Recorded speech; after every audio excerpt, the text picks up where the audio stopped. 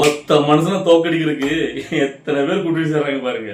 75 வருட ஆலமர கட்சி, 50 வருட ஆலமர கட்சி, 20 வருட கட்சி, ஸோ எல்லா கட்சியும் சேர்ந்து அது பார்த்தீங்கன்னா முதலமைச்சர் வச்சு இந்த இடத்தை தோக்கடிச்சிடணும், தமிழக கட்சிகளை மண்ணக்க வச்சிடணும் அப்படின்னு பயங்கர பிளான் போடுறாங்களா.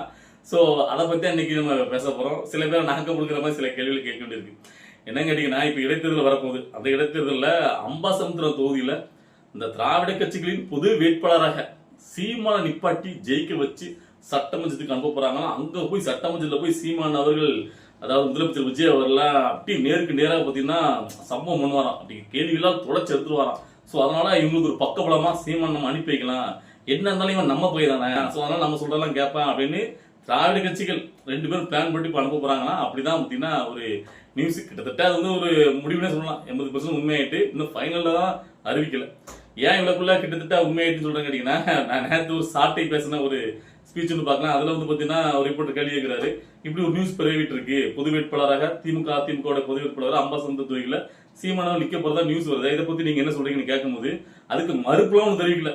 அதாவது நீங்க வந்து இவ்வளவு நாளா என்ன வீராசனம் பேசிட்டு இருந்தீங்க நாம் தமிழர் கட்சியில இருந்து, எந்த காலத்துலயும் நாங்க திராவிட கட்சிகளும் தேசிய கட்சிகளும் கூட்டணி கிடையாது, எங்க அண்ணன் தனியா நிப்போம், நாங்க தனியா தான் நிப்போம், நாம் தமிழர் கட்சி நாங்க கத்தி செத்தாலும் பரவாயில்ல, நாங்க வந்து எந்த கட்சியிலும் கூட்டணி போக மாட்டோம் அப்படின்னு பேசினா வாய், இன்னைக்கு என்ன சொல்றதுன்னா அது அண்ணன் தான் முடிவெடுப்பாரு, அண்ணன் அறிவிப்பாரு.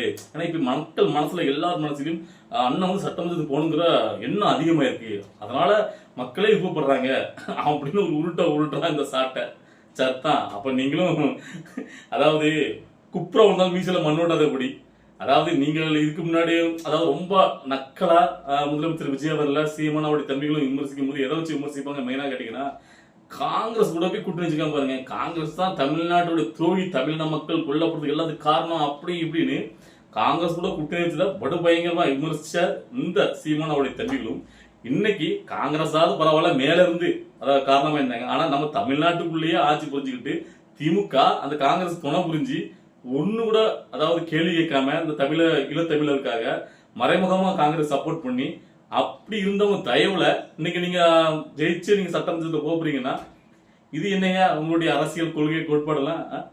இதுதான் நீங்க வந்து அந்த ஈழத்தமிழருக்காக நீங்க வந்து கட்சி ஆரம்பிச்சதோட நோக்கமா நான் கேட்கறேன். இல்ல இப்படி ஒரு நியூஸ் வரும்போது அதை மறுக்க வேண்டாமா? நீங்க உண்மையிலே அப்படி ஒண்ணு இப்ப சில பேர் கமெண்ட் வந்து சொல்லுவாங்க, அதெல்லாம் கிடையாது எங்க அண்ணன் அப்படிலாம் ஒண்ணு போக மாட்டார் அப்படின்னு சில பேர், அதாவது அந்த ஆமை குஞ்சு தமிழ் சொல்லலாம். அப்படி இருந்தா இப்படி ஒரு நியூஸ் பரவது இல்ல, எல்லாரும் இதை பத்தி பேசுறாங்க. சாட்டர்டே கேட்கணும் அப்படிலாம் இது கிடையாதுங்க, நாங்க எந்த காலத்திலயும் வந்து திராவிட கட்சிகள் கூட்டிக்கிட்டு அவங்க தைவா நாங்க வந்து சட்டமன்றத்துக்கு போகணும் அவசியம் இல்ல அப்படின்னு பேசணும். ஆனா அப்படி பேசலையே சாட்டை. இல்ல அண்ணன் முடிவெடுப்பாரு, மக்கள் எல்லாரும் ஆசைப்படுறாங்க, மக்கள் ஆசைப்படுறாங்க, நானே சொல்றேனே நாம் தமிழ் கட்சியில ஒரு 4 பேர் சட்டமன்றத்தில் போட்டுப்பா அப்படின்னு நம்மளே தேர்தல் சமயத்தில் பேசியிருக்கோம். நல்லா இருக்கும், புது ரத்தம் பாயட்டும், தமிழ் கட்சி கழகம் வரட்டும், நாம் தமிழ் கட்சி வரட்டும், திராவிட கட்சி ஒளியட்டும் அப்படின்னு நினைச்சிருக்கோம். ஆனா நீங்க மறுபடி அதாவது அந்த திராவிட கட்சிகளோட கூட்டணியில நம்ம வந்து பாத்தீங்கன்னா உள்ள போகணுமா, இது வந்து கேவலமா இல்ல? அப்படி அந்த கட்சியோட தயவுல திமுக கட்சியோட தயவுல நீங்க உள்ள போனீங்கன்னா அப்புறம் திமுக எடுபடியாக நீங்க செயல்படுவீங்க. இல்ல நான் கேட்கிறேன், நேற்று கூட ஒரு 2 நாளைக்கு முன்னாடி ஒரு கல்யாண வீட்டுல அப்படியே பாத்தீங்கன்னா ஸ்டாலின் அவருடைய அப்படியே பாத்தீங்கன்னா ஒரு பாச பிணைப்புல சீமான், அதாவது அப்படி அவங்க நடத்துக்கிறதெல்லாம் பார்க்கும்போது இந்த ஈழத்தமிழருக்காக எங்க அண்ணன் வந்து பாத்தீங்கன்னா குரல் கொடுக்கிறாரு அப்படின்னு நம்பிட்டு இருக்கீங்களே, நீங்களாம் முட்டாள் போயிருக்கு உண்மையிலே. அவருடைய சுயநலத்துக்காக அவர் நல்லா ஒரு அரசியல பண்ணிட்டு இருக்காரு சீமா. அவருடைய காரும் அவருடைய சொகுசு வாழ்க்கை லக்ஸரியான வாழ்க்கை எல்லாம் சிறப்பா போயிட்டு இருக்கு. இன்னும் அவர் வந்து அவங்க தூக்கி நிப்பாட்ட அப்புறம் நம்பிட்டு இருக்கீங்களா, நீங்க தான் முட்டாள். அதாவது நான் கேட்கிறேன், நாம் தமிழர் கட்சியோட மெயின் தாரக மந்திரம் என்ன? தமிழ்நாட்டை தமிழர் தான் ஆளணும். சரி ஓகே, இப்ப தமிழர் தானே ஆண்டுட்டு இருக்காரு, அவருக்கு மறைமுகமா தமிழர் சப்போர்ட் பண்ண வேண்டியதுன்னு. ஆனா அதெல்லாம் நாங்க பண்ண மாட்டோம், அதான் நாங்க ஆளணும். ரைட்டு, ஆளுங்க மக்களிடையே நேரடியாக களத்தில் நில்லுங்க. எப்படி முதலமைச்சர் விஜய் அவர்கள் மக்களிடையே நேரடியா நின்று, அதாவது எல்லாரும் போட்டியாளரோடும் சேர்ந்து போட்டி போட்டு மக்களுடைய ஆதரவு பெற்று அன்பை பெற்று ஜெயிச்சிருக்காரு. அதே மாதிரி நீங்க அதே மாதிரி களத்துல நின்று ஜெயிக்கணும். அது என்ன போயிட்டு ஐயா அந்த ஒரே ஒரு தொகுதி அம்பாசமுத்திரம் தொகுதியில மட்டும் நீங்க பெருசா ஆட்கள் நிப்பாட்ட வேண்டாம், கண்டுக்க வேண்டாம், நான் நிக்கிறேன், நான் நின்று ஜெயிச்சு எப்படியாவது நான் உள்ள போயிடுறேன் சட்டமன்றத்தில் அப்படின்ட்டு நான் சொல்றேன். நீங்க எத்தனை பேருக்கு என்ன கணக்கு போட்டாலும் ஒன்றும் பண்ண முடியாது. எனக்கு தெரிஞ்சு முதலமைச்சர் விஜய் அவர்கள் ஜெயிச்சதுக்கு அப்புறம் மரியாதை நிமித்தமாக சில முக்கியமான அரசியல் தலைவர் எல்லாம் போய் பார்த்தார்ல, சோ அதுலயும் பாத்தீங்கன்னா சீமானையும் போய் பார்த்தாரு அவருடைய வீட்டுல. எனக்கு தெரிஞ்சு அவரை பார்த்துக்கே வேண்டாம், ஏன்னா அவருக்குலாம் அந்த அளவுக்கு பாத்தீங்கன்னா அந்த பெருந்தன்மை இல்லை அவங்களுக்குலாம். அவர் வெளியில வந்து அதுக்கப்புறம் பேசுற பேச்செல்லாம் பார்க்கும்போது என்னத்த சொல்ல, அதாவது அவங்களுடைய புத்திலாம் அப்படிதான் இருக்கு.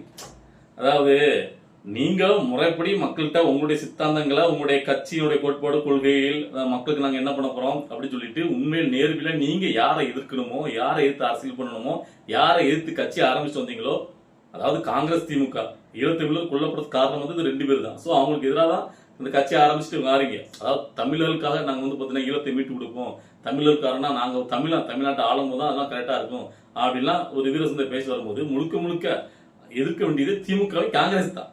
ஆனா நீங்க போன தேர்தலில் முழுக்க முழுக்க எதிர்த்தது ஒரு தமிழனாகிய முதலமைச்சர் விஜய் அவர்கள். சோ அவரை விமர்சிச்சு நீங்க வந்து அரசியல் பண்ண போய் தான் மக்களுக்கு உங்க மேல இருந்த கொஞ்ச நெஞ்ச நம்பிக்கையும் போயிட்டு. நான் அப்பவே சொல்லியிருந்தேன், இந்த ரிசல்ட் வர்றதுக்கு முன்னாடி சொல்லிட்டேன், நக்கிட்டு தான் போகும் இவங்களுடைய வாய்க்கு அப்படின்ட்டு. அதே மாதிரி தான் வந்துச்சு. அதாவது முதல்ல நம்முடைய போக்கஸ் யாரு, நம்முடைய எதிரி யாரு அப்படின்னு தெளிவா தீர்மானிக்கணும். ஆனா அதை வந்து விஜய் அவர்கள் தெளிவா தீர்மானிச்சிருந்தாரு. என்னுடைய எதிரி 2 பேர் தான், ஒன்னு கொள்கை எதிரி, ஒன்னு அரசியல் எதிரி, மத்தவங்க எல்லாம் என் ஆட்டத்திலே கிடையாதுனாரு. அதே மாதிரி நிரூபணம் ஆயிட்டு இப்போ அவர் வந்து தன்னுடைய கட்சியை அழகா வந்து பாத்தீங்கன்னா கட்டமைச்சிட்டு போயிட்டு இருக்காரு. அசுர பலத்துல வலிமையிட்டே போகுது தமிழை வச்சுக்கிறாரு. உடனே அதை பொறுக்க முடியாம அந்த திராவிட கட்சிகள், அந்த 75 கட்சி 50 கட்சி எல்லாம் மறண்டு கிடக்கு. இப்படியே வளர விட்டா இனிமேல் அந்த அரியாசனத்துல இருந்து அவர் இறக்கவே முடியாதப்பா. சோ அதனால ஏதாவது பண்ணியாகணும் அப்படின்னு சொல்லிட்டு என்னென்ன உண்டோ அந்த புதாட்ட வேலைகள் எல்லாத்தையும் பண்ண ஆரம்பிச்சிட்டாங்க. சோ அதனாலதான் இப்ப வந்து பாத்தீங்கன்னா சீமான் அவர்களும் அவங்க கூட கைகோர்த்து அவங்களுடைய தயவுல அவர் சட்டமன்றத்தில் போகணுங்கிறது. எனக்கு இதை கேட்கும் போது தான் கேவலமா இருக்கு. அப்படி திராவிட கட்சிகளுடைய சப்போர்ட்ல நீங்க ஜெயிச்சு சட்டமன்றத்துக்கு போறதுக்கு நீங்க போகாமலே இருக்கலாம். அதை விட வெக்கைகள் ஒண்ணும் கிடையாது. சோ இதுக்கப்புறம் நீங்க ஜெயிச்சதுக்கு அப்புறம் நீங்க எப்படி வீரவசனம் பேசிங்கன்னா அவங்களாம் சொல்ல எனக்கு புரியல. சரி, ஓகே, என்னதான் நடக்கும் நடக்கட்டுங்கிற மாதிரி நம்ம ஆவலா வெயிட் பண்ணிட்டு இருக்கோம் இந்த அரசியல் ஆட்டத்தெல்லாம் பாக்குறதுக்கு. அதுக்கப்புறம் இன்னொரு முக்கியமான விஷயம் என்ன கேட்டீங்கன்னா, திருமாவளவன் அவர்கள் தமிழ வெற்றி கழகத்துல, அதாவது அவங்களுடைய சார்பாக அமைச்சரவையில் வன்னியர் சகோதரர் பங்கேற்றிருக்காரு விசிக சார்பாக. அப்படி இருந்தாலும் திருமாவளவன் அப்பப்போ பாத்தீங்கன்னா முதலமைச்சர் விஜய் அவர்களுக்கு ஒரு அழுத்தத்தை பயங்கரமா கொடுத்துக்கிட்டு நீங்க இந்த திட்டத்தை இப்படி மாத்தணும், அதை அப்படி மாத்தணும் அப்படின்னு சொல்லி சில விமர்சனங்கள் வைக்காரு. அது மட்டும் இல்லாம தமிழ வெற்றி கழகத்தை வந்து கடுமையாக திமுக விமர்சிக்கும் போதெல்லாம் உள்ள வந்துட்டு அதை அப்படி பேசக்கூடாது அப்படின்னு இடையில வந்து முன்னாடி அப்படி முரட்டு விட்டு போறோம். அதே மாதிரியே இப்பவும் பண்ணிட்டு இருக்காரு. சோ இந்த ஒரு அழுத்தம், இந்த ஒரு இதெல்லாம் பாத்தீங்கன்னா முதலமைச்சர் விஜய் அவர்களுக்கு பிடிக்காம ஒரு நியூஸ் ஒன்று பரவிட்டே இருக்கு. என்ன கேட்டீங்கன்னா, விசிக தமிழக வெற்றி கழகத்தோட இப்போ வந்து அமைச்சர் இது வந்து அப்படியே வெளியே போறதாகவும், அதுக்கு பதிலாக பாமக உள்ள வர போறதாகவும் ஒரு நியூஸ் போயிட்டு இருக்கு. அப்படி நடந்துச்சு உண்மையிலே அப்படின்னா அது வந்து உண்மையிலேயே ஒரு நல்ல விஷயம். தமிழக வெற்றி கழகத்துக்கு அது வந்து நல்லது, சிறப்பான சம்பவம். நான் வந்து மனசார பாராட்டுவேன். ஏன்னு கேட்டீங்கன்னா, இவங்கெல்லாம் பாத்தீங்கன்னா மடியில நீங்க ஏதோ கட்டிட்டு போறதுன்னு அந்த மாதிரி கதை விசிகாவை கட்டிட்டு போறது. ஏன்னா அவங்க வந்து அவங்கள கரை சேர்த்து நீங்க வந்து 5 வருஷத்துக்கு நீங்க வச்சுட்டு ஒப்பேத்துங்கிறது சிக்கலான விஷயம். ஏன்னா எல்லா இடத்துலயும் தொல்லை கொடுத்துட்டே இருப்பாங்க. உங்களுக்கு வந்து பாத்தீங்கன்னா ஒரு அழுத்தத்தை கொடுத்துக்கிட்டு நீங்க என்ன பண்ணாலும், அதாவது அவங்களுடைய நோக்கம் என்னவா இருக்குன்னா உங்களை முழுக்க அதாவது தமிழக வெற்றி கழகத்தோட தலைவர் விஜய் அவர்கள் அப்படி பாஜக எதிராக திருப்புற வேலையை மட்டும் தான் அவங்க பார்த்துட்டே இருப்பாங்க.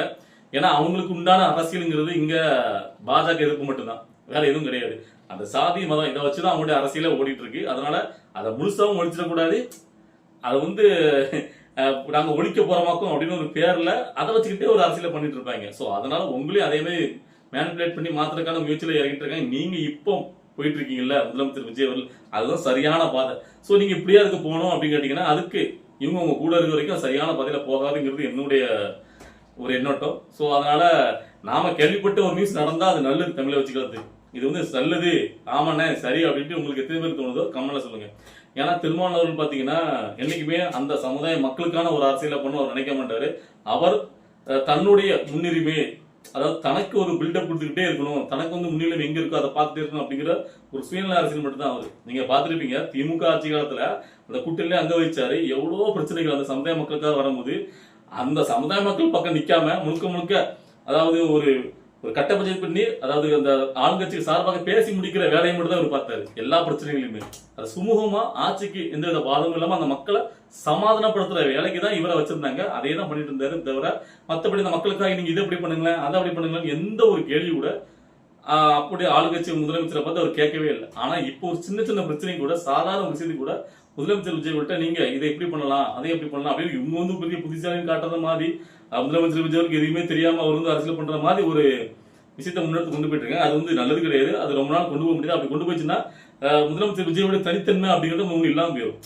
ஸோ இவங்க சொல்றதெல்லாம் கேட்டு கேட்டு ஒரு பண்ண அது வந்து அவருக்கு தான் பார்த்தீங்கன்னா மக்களிடையே பார்த்தீங்கன்னா ஒரு நன்மதிப்பை குறைக்கிற மாதிரி ஆகும். என்னடா இது, என்ன எல்லா மக்களும் சேர்ந்து சாதி மதம் எதுவும் பார்க்காம ஓட்டு போட்டு முதலமைச்சர் ஆக்கிறீங்க. ஸோ அப்படிங்கும்போது எல்லா மக்களுடைய நன்மையும் தீமையும் அவருக்கு வந்து முக்கியம். அதுல இவங்களோட தலையெடுக்கிறது அதிகமா குறிப்பா இந்து மக்களுக்கு எதிரானதாகும். ஸோ ஒரு மாதிரி போகும், அது வந்து சரி கிடையாது. ஸோ அதனால இவங்கள வெளியே அனுப்பிட்டு பாமக உள்ள கொடுத்தீங்கன்னா அது வந்து ஒரு நல்ல விஷயமா இருக்கும், உண்மையிலே சொல்லுங்க. ஸோ அவங்களுக்கு இவங்க எவ்வளவு பெற்று அப்படிங்கிறதா நம்முடைய கருத்து. ஆனா முதலமைச்சர் விஜய் அவர்கள் என்ன மாதிரியான ஒரு முடிவெடுக்க போகிறார், என்ன மாதிரியான அரசியல் திருப்பங்கள் நடக்க போகுது அப்படிங்கறத நம்ம பொறுத்து வந்து பார்க்கலாம். இன்னைக்கு இந்த வீடியோ பார்க்கும்போது உங்களுக்கு என்ன தோணுச்சு, நாம பேசின கருத்துக்கள் ஏதாவது மாற்றி கருத்துக்கா இருந்தாலும் உங்களுடைய கருத்துக்களை கமெண்ட்ல பதிவு பண்ணுங்க. அடுத்தது கட்ட அரசியல் நிகழ்வை பார்த்து நம்முடைய வீடியோ வரும், வெயிட் பண்ணுங்க. பாய்.